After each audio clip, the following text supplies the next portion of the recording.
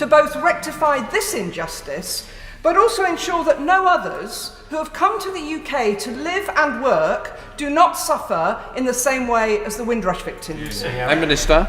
Well, the Honourable Lady is right to raise this issue, and it is what happened to the Windrush generation was a disgrace and a scandal, and we're doing our best collectively to make amends. And I can tell that I've met members of that generation, and this government is taking steps to accelerate the payments and to make sure that those who are in line with payments are given every opportunity, all the information they need to avail themselves of the compensation that they deserve. Fiona Bruce. Thank you, Mr. Speaker. Can I associate myself with the remarks of the Prime Minister in respect for our servicemen and women, past and present, in protecting our peace? With regard to our battle against COVID, senior church leaders have this past week issued a call for prayer across our nation. The Prime Minister, I know, is very well aware of the persecution suffered by countless people of faith across the world for wanting to pray and manifest their faith. Will he join me in supporting our church leaders' call for prayer and in championing the universal human right of freedom of religion or belief wherever one lives? Minister. Yes, indeed, Mr. Speaker, and I thank my honourable friend for the work that she does to champion that cause. And we all know that wherever freedom of belief is under attack, other human rights are under attack as well. And we will continue to work closely with like-minded partners to stand up for members of such marginalised communities. We now come to the Leader of the Opposition, the Right Honourable Keir Starmer. Thank you, Mr. Speaker. Can I join with the Prime Minister in his comments about Jonathan Sachs? Can I also send all of our thoughts to those affected by the terrible events in Saudi Arabia this morning? Can I welcome the victory of President-elect Biden and Vice President-elect Harris, a new era of decency, integrity and compassion in the White House? And can I also welcome the fantastic news about a possible breakthrough in the vaccine? It's early days, but this will give hope to millions of people that there's light at the end of the tunnel. Mr. Speaker, today is Armistice Day, and I'm sure the whole House will join me in praising the remarkable work of the veterans' charities such as Help for Heroes and the Royal British Legion. Like many other charities, Help for Heroes has seen significant drop in its funding during this pandemic, and they're now having to take very difficult decisions about redundancies and keeping open recovery centres for veterans. So can the Prime Minister commit today that the government will do whatever it can to make sure our armed force charities have the support that they need so that they can carry on supporting our veterans? Prime Minister. Yes, indeed, Mr. Speaker, and I echo entirely what the Right Honourable Gentleman says about Help for Heroes. It's a quite remarkable charity and does wonderful things for veterans. And in these difficult times, many charities are, of course, finding it tough. In addition to what the government is doing to support charities through cutting VAT on their cutting business rates on their premises and cutting VAT on their shops, Mr. Speaker, I would also urge everybody, wherever possible, to make online contributions to charities that are currently struggling. I thank the Prime Minister for his reply. The truth is the Chancellor's package for Forces charities was just £6 million during this pandemic, and that's just not sufficient. Can I ask the Prime Minister to reconsider that support on their behalf? Because at the same time, we've all seen this weekend that the government can find £670,000 for PR consultants. And Mr. Speaker, that's the tip of the iceberg. New research today shows that the government has spent at least £130 million of taxpayers' money on PR companies, and that's this year alone. Does the Prime Minister think that that's a reasonable use of taxpayers' money? Mr. Speaker, I think he's referring to the Vaccines Task Force, and after days in which the Labour Party has attacked the Vaccines Task Force, I think it might be in order for him to pay tribute to them for securing 40 million doses. And by the way, the expenditure to which he refers was to help raise awareness of vaccines, to fight the anti-vaxxers, Mr. Speaker, and to persuade the people of this country, 300,000, to take part in trials without which we can't have vaccines, Mr. Speaker. So I think you should take it back. Keir Starmer.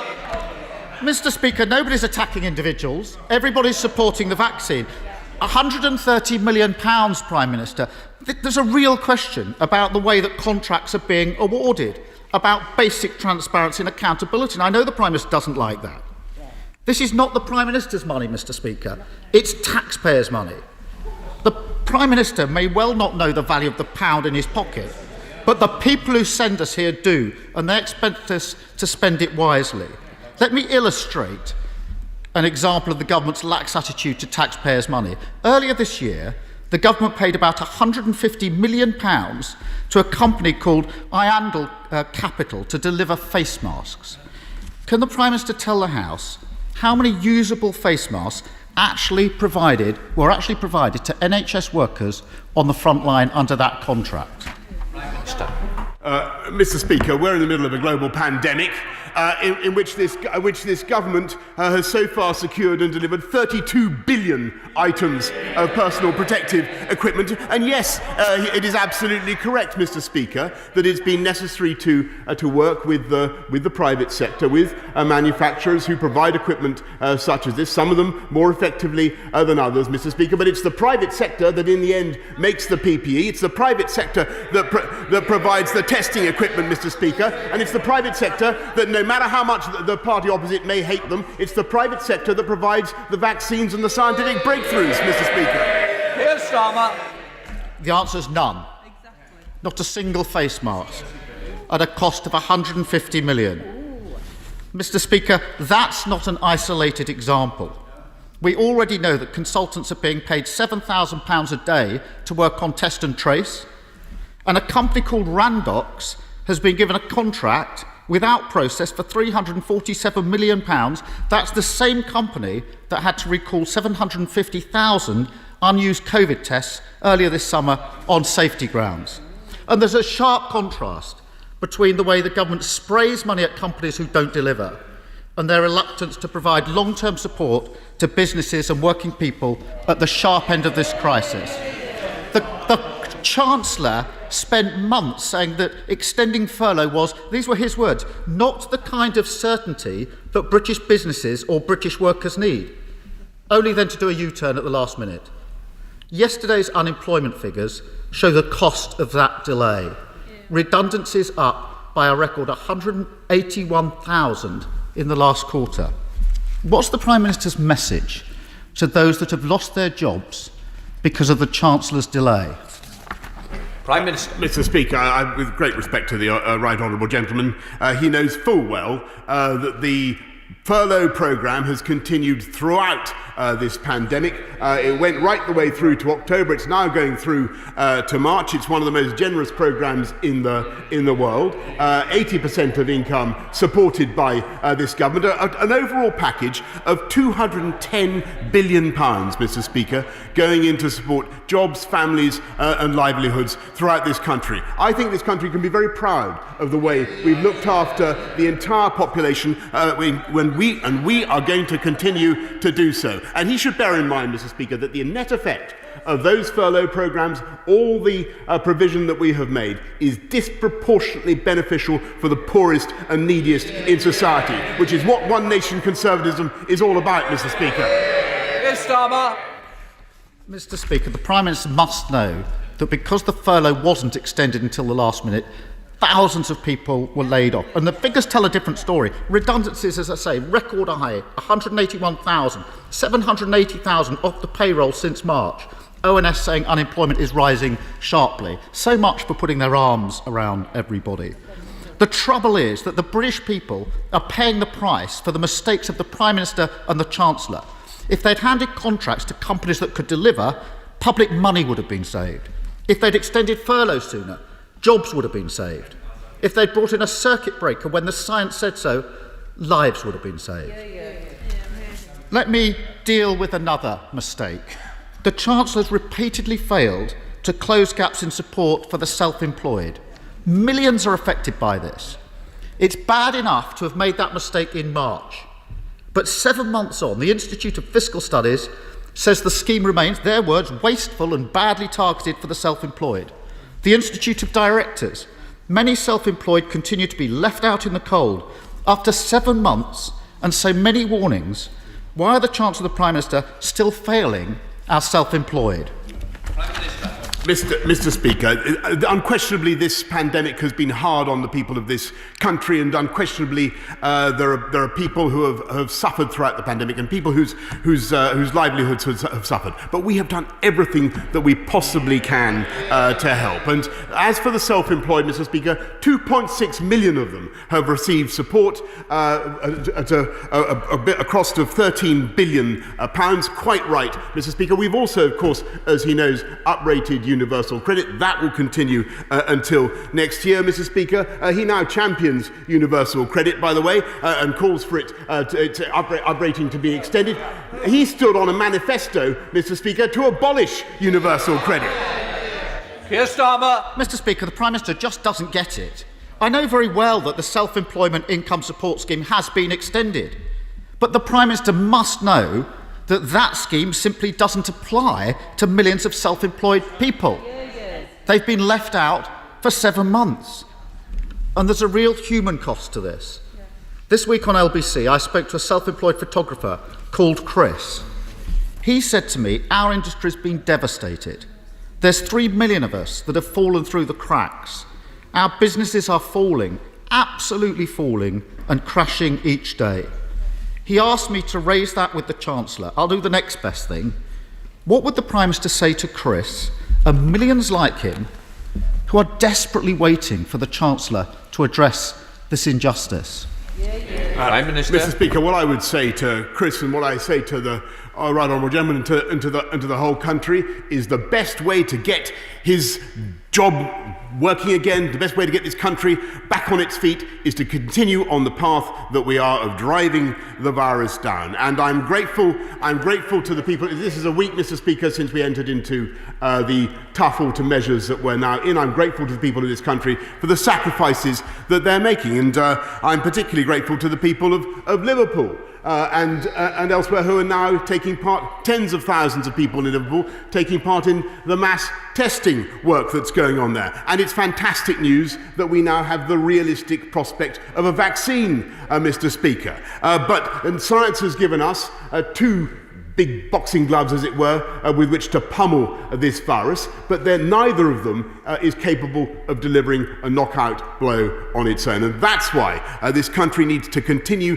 to work hard, to keep discipline, and to observe the measures that we've put in. And I'm grateful to the party opposite, grateful for the support that they're now giving for those measures. That is the way to do it, Mr. Speaker. Hands, face, space, follow the guidance, protect the NHS and save lives. Let's head to Tewkesbury with Lawrence Robertson. Lawrence Robertson. Thank you, Mr. Speaker. As we and all countries across the world tackle the pandemic, is it not right that we also have to secure our post-EU future? And aren't we doing that by securing help for our rural communities and indeed securing our borders? Prime Minister. Absolutely. Well, I thank my honourable friend, and I can tell him that the landmark immigration bill receives royal assent today, thanks to this House, paving the way for our fulfilling of our manifesto commitment to end free movement and have a new, fair, points-based immigration system, Mr. Speaker. One of the advantages of leaving the European Union, which the gentleman opposite would of course like to reverse. Let's head up to Scotland to the leader of the SNP, Ian Blackford. Ian Blackford. Thank you, Mr. Speaker. And can I associate myself with the remarks of the Prime Minister on the death of Rabbi Jonathan Sacks? And of course, this being Armistice Day, that we commemorate the day 102 years ago in the 11th hour of the 11th month when the guns fell silent, and all those that have paid the ultimate sacrifice in conflict since then.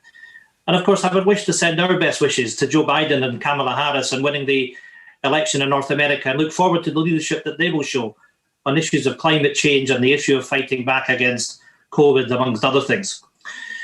Mr. Speaker, the Office of National Statistics figures published yesterday demonstrate what the SNP have been warning about for months, that the UK faces a growing Tory unemployment crisis.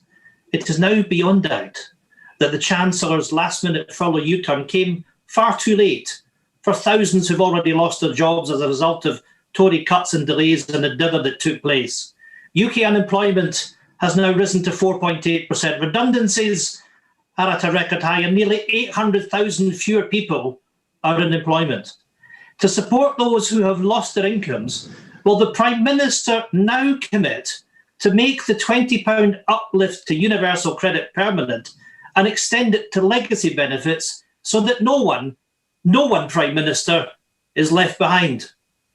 Prime Minister. Well, Mr. Speaker, I'm delighted that the Right Honourable Gentleman, the Leader of Scottish Nationalists, is now supporting universal credit because he was opposed to it at the last election. Yes, of course, that uplifting continues, Mr. Speaker, until March, and I'm delighted to say that the furlough scheme is being extended right the way through to March as well, and that will support people across our whole United Kingdom, protecting jobs and livelihoods across the whole UK in exactly the way that he and I would both want. Right, let's return to Ian Blackford. Ian Blackford. Thank you, Mr. Speaker. Can I respectfully say to the Prime Minister, the idea is that the Prime Minister tries to answer the question that's been put to him, and it is shameful that the Prime Minister still refuses to give a commitment to the uprating of the £20 of universal credit. And the SNP will continue to demand a permanent U-turn on Tory plans to cut universal credit. Mr. Speaker, another group who've been left behind by this Prime Minister are the 3 million people who have been completely excluded from UK government support. Since the start of this crisis, the Prime Minister has repeatedly refused to lift a finger to help these families. Can I say to him, in the run-up to Christmas, the forgotten millions will be amongst those who are struggling to get by and worried about their future. So can I ask the Prime Minister, will he finally fix the serious gaps in his support schemes to help the excluded, or will he make it a bitter winter for millions of families across the United Kingdom? Prime Minister. Mr. Speaker, the Right Honourable Gentleman knows, I hope, that we're not only continuing with the uprating of universal credit until next year. We've invested 210 billion, as I say, in jobs and livelihoods, but we've also just brought forward a winter support package, Mr. Speaker, for the poorest and neediest, supporting people, young people, kids who need school meals, supporting people throughout our society, throughout the tough period of COVID, as I think the entire country would expect. That is the right thing to do, and we will continue to do it, Mr. Speaker. Thank you, Mr. Speaker. As we continue to protect the NHS to help save lives, regional airports are playing a critical role delivering medical supplies and equipment across the UK. Yet, at Exeter Airport in my constituency of East Devon, overall passenger numbers are at some 5% of normal. Regional airports are facing multi-billion-pound business rates bills and are asking for a payment holiday similar to businesses in retail and hospitality, including supermarket giants. What assurances can my right honourable friend give East Devon's aircraft engineers, cabin crew and pilots that the government will look to temporarily scrap business rates so our regional airports can keep the country connected throughout this pandemic? Prime Minister. Well, I'm sure my right honourable friend, the Chancellor, will have heard his words. I thank him for what he said. He's quite right to champion regional airports and the aviation business. I can tell him that the Bank of England's COVID corporate financing facility is helping the support the airlines' current liquidity problems, with the sector drawing down £1.8 billion in support. And we're also, the Department of Transport is looking at giving bespoke support to particular regional airports in order, Mr. Speaker, to keep them going in these tough times. Jonathan. Diolch yn fawr iawn, Mr. Speaker. West Wales and the Valleys received over €2 billion in direct EU economic investment during the 2014-20 multi-annual financial framework. This support will come to an end in a matter of weeks, yet the British government have yet to publish its alternative proposals, despite all the promises of not a penny less. When will he level with the people of Carmarthenshire and the rest of Wales that the British government are about to pick our pockets? Prime Minister. Well, Mr. Speaker, on the contrary, the UK government is continuing to support all parts of the UK will now, as he knows, have the opportunity to fund projects with our own money rather than siphoning it through Brussels. And the quantum, Mr. Speaker, will be identical. And I can tell him that in addition, through the Barnett formula, the UK government has already given the Welsh government 2.4 billion in capital funding alone this year. Mr. Speaker, whilst we are rightly focused on battling COVID, we should not ignore humanitarian injustices and the plight of persecuted minorities. On Remembrance Sunday, 82-year-old Mahbub Ahmad Khan was shot dead, the fourth Ahmadi recently slain in Peshawar. His crime under Pakistani law? To call himself an Ahmadi Muslim, whose creed is love for all, hatred for none. Does my right honourable friend agree with me that hatred preached in Pakistan ends up on the streets of Britain? And it is in the interest of our own security that Her Majesty's government should make clear to Pakistan that state-supported persecution must end. Well, I agree passionately with my honourable friend. And I can tell him that is why the Minister for South Asia recently raised this very issue with Pakistan's Human Rights Minister, and we urge the government of Pakistan to guarantee the fundamental rights of all its citizens. Unfortunately, we've recently seen the largest increase in Welsh unemployment for nearly 30 years. Now, the Prime Minister will know that the hospitality and event sectors have been dealt a heavy blow by COVID-19, but we cannot forget about the businesses in their supply chains. Many have not been eligible for grant support, and although welcome, bounce-back loans and the furlough scheme do not offer them support to cover running costs through the winter months. Will the Prime Minister therefore raise this matter with the Chancellor and bring forward a package that offers businesses in the supply chain some hope of seeing the spring? Prime Minister. He raises an excellent point, and one of the things that we're looking at together with local authorities and Welsh tourist authorities is ways of making sure that we keep a tourist season going throughout the tough winter months. Alexander Stafford. Thank you, Mr. Speaker. Christmas is a time for joy and the celebration of hope. In Rother Valley, we have a renowned Christmas scene. From the Christmas Festival in Diddington, Christmas wreath making in Toddwick, the Maltby Lion Santa sleigh ride, carols at All Saints Aston, and even my own new annual Christmas card competition. There is something for everyone in Rother Valley. In this spirit of Christmas and giving, will the Prime Minister assure me that families and friends will be reunited and be able to celebrate this most important, happy and holy occasion as we usually do? What I can say, Mr. Speaker, is that the more intensively we together follow the rules, the more we follow the guidance in this tough period leading up to the 2nd of December, the bigger the chance collectively we will have of as normal a Christmas as possible, Mr. Speaker, and get things open in time for Christmas as well. Let's head up to Ealing North with James Murray. James Murray. Mr. Speaker, on Sunday, a constituent emailed me about the track and trace system. Her family had received multiple calls asking for the same information, and there was confusion as the operative admitted they were struggling with London postcodes and local school names. Last week, the former Health Secretary, the Conservative chair of the Health Select Committee, said that centralised contact tracing is always going to be less effective than a localised model. Will the Prime Minister now admit that the current outsourced model has been a waste of time and taxpayers' money? Prime Minister. Well, Mr. Speaker, we're looking into the issue of repeat calls, but I think to say that the test and trace system has been a waste of time and money, which is, I think, what I heard him say, I couldn't disagree more, Mr. Speaker. This has been something that has enabled us to locate where the disease is surging, to take appropriate measures, and to allow people in huge numbers to get tested, more people tested in this country than any other country in Europe. I think the PCR tests that NHS Test and Trace have been conducting have been of real value in fighting the disease. And now, Mr. Speaker, as you know, we're rolling out the lateral flow, the rapid turnaround tests as well. Let's head up to Yorkshire with Julian Sturdy. Julian Sturdy. Thank you, Mr. Speaker. Well, with yesterday's positive news on the COVID vaccine and the rollout of mass testing, and as York's virus figures continue to fall well below the level at which we were put into Tier 2, can the Prime Minister give York some hope to sustain our great city by clearly outlining the criteria under which we can escape immediately into Tier 1 from the 2nd of December And will he also urge York Council to take up the government's offer of mass testing? Prime Minister. Yes, indeed, Mr. Speaker. I urge York Council and councils across the land to take up this offer of mass lateral flow testing. I think it's a very, very exciting possibility. It's one of the, as I say, one of the boxing gloves that we hope to wield to pummel this disease into submission. The other is the prospect of a vaccine, and that is what we will do continuously throughout the weeks and months ahead. But I must stress that the way to get ourselves in the best position to achieve that, Mr. Speaker, is to make these current restrictions work so that we can come out well back into the tiers on December the 2nd.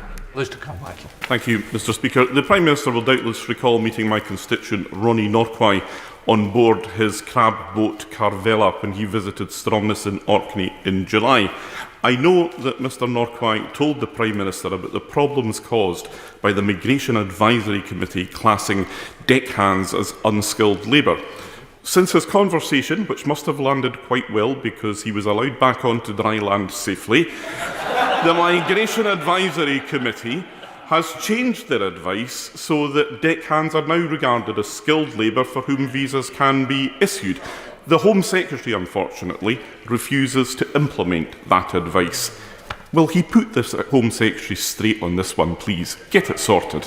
Well, I'm grateful to the right honourable gentleman. It's a subject on which I have a keen interest because I had a wonderful day on that, a wonderful morning on that crab boat. They have fantastic, prodigious quantities of crabs. They were selling to China, as I recollect. And I will make sure that the Home Secretary is immediately seized of the matter and we take it forward. But this is one of the things that we are now able to do thanks to taking back control, Mr. Speaker, of our immigration system, which, alas, his party opposed for so long, and his party, Mr. Speaker, would reverse if they could.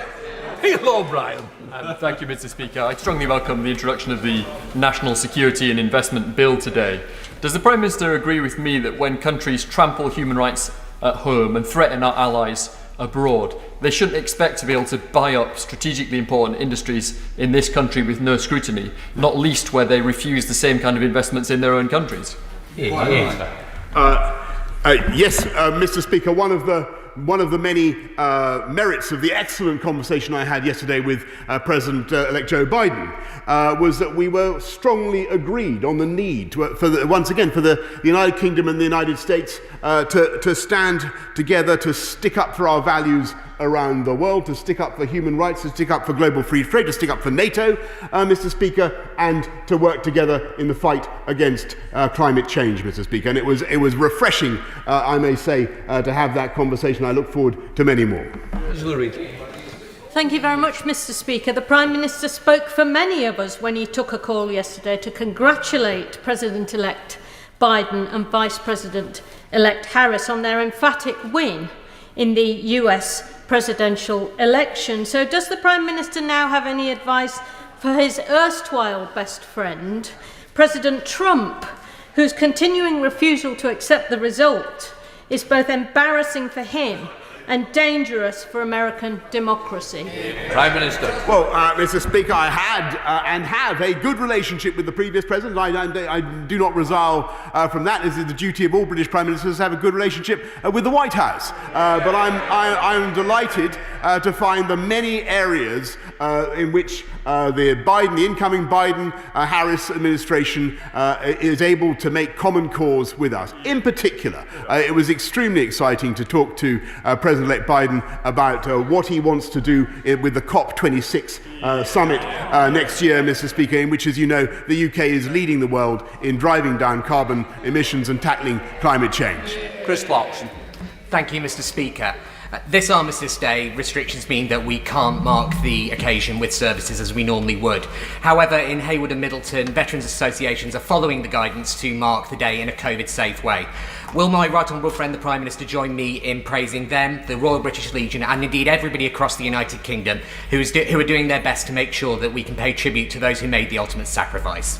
Prime Minister. Yes, indeed, Mr. Speaker. And it was really impressive to see the way the Royal British Legion across the country organised COVID-secure memorials in the way that they did. And as we salute our veterans, I just want to remind the House that we've launched a new rail card for our veterans and their families, entitling their users to substantial reductions in rail fares, and we're introducing a national insurance break for employers of veterans, Mr. Speaker, in their first year of employment.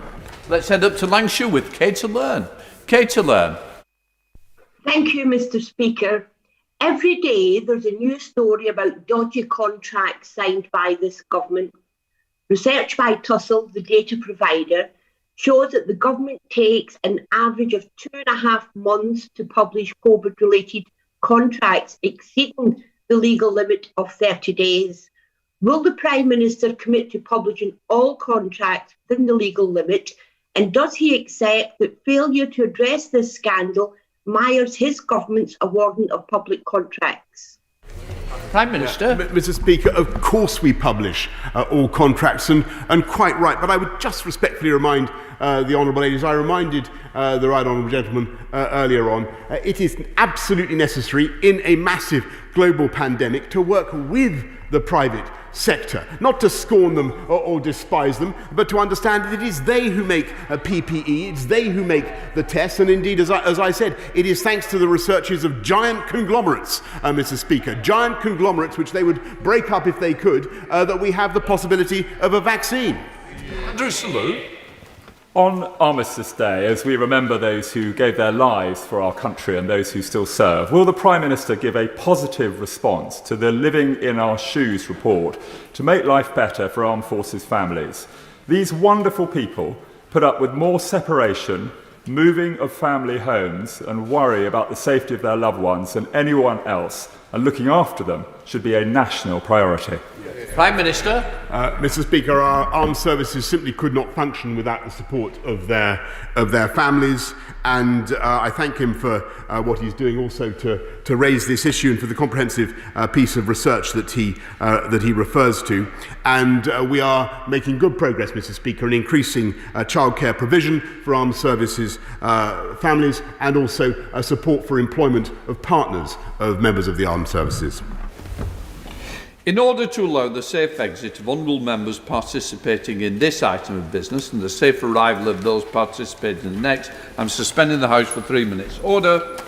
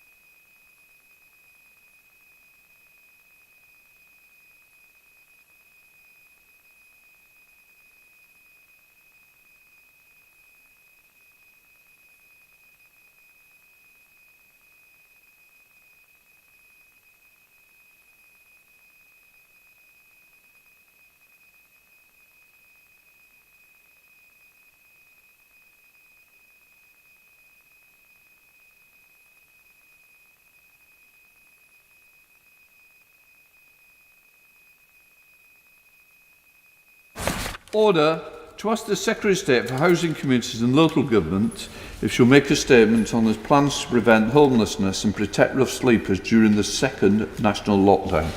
Minister? Thank you, Mr. Speaker. As we look ahead to winter months, it is vital that we work together to prevent increases in homelessness and rough sleeping. The Government has set out unprecedented support for this issue, dedicating over $700 million to tackle homelessness and rough sleeping alone this year. Our work on rough sleeping has not only been shown to be world-leading, but also to have saved hundreds of lives. We are dedicated to continuing to protect vulnerable people into this period of restrictions and through the winter months. We use the summer to work with local authorities on individual local plans for the coming months. And last week, the Prime Minister announced a Protect programme, the next step in our ongoing targeted support for rough sleepers. This will provide a further $15 million, ensuring that there is support in place for areas that need it most, and which will address the housing and health challenges for rough sleepers during this period of national restrictions. This is on top of the $10 million cold weather fund available to all councils to provide rough sleepers with safe accommodation over the coming months. This means all local areas will be eligible for support this winter, and it builds on the success of ongoing Everyone In campaign in September. We had successfully supported over 29,000 people with over 10,000 people in emergency accommodation, nearly 19,000 people provided with settled accommodation or move-on support. We are continuing to help to move people on from emergency accommodation with the Next Steps accommodation programme. On the 17th of September, we announced ANSUP allocations to local authorities to pay for immediate support to ensure that people do not return to the streets. $91.5 million was allocated to 274 councils across England. And on the 29th of October, we announced allocations to local partners to deliver long-term move-on accommodation. More than 3,300 new long-term homes for rough sleepers across the country have been approved, subject to due diligence, backed by more than $150 million. We are committed to tackling homelessness and firmly believe that no one should be without a roof over their heads. And throughout the pandemic, we have established an unprecedented package of support to protect renters which remain in place. This includes legislating through the Coronavirus Act and to delays when landlords can evict tenants and a 6-month stay on prosecution proceedings in court. We have quickly and effectively introduced over $9 billion of measures in 2021 that benefit those facing financial disruption during the current situation. These measures include increasing universal and